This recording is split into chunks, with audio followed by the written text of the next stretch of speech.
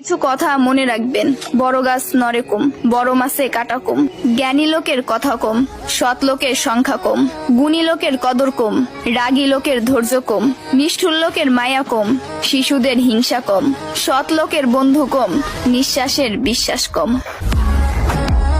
টাকার গরম, ক্ষমতার দাপট, সম্পত্তির অহংকার, রূপের বড়াই, এগুলা রাখবে কই? আমার জানা মতে কাফনের তো কোনো পকেট হয় না।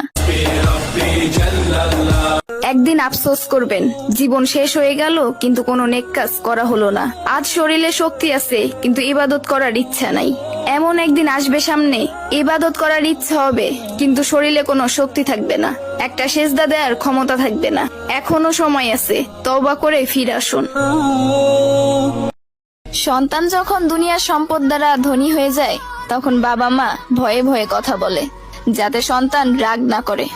আর সন্তান যখন ইমানের দৌলতের দ্বারা ধনী হয়ে যায় তখন সন্তান ভয়ে ভয়ে কথা বলে যেন বাবা মা রাগ না করে।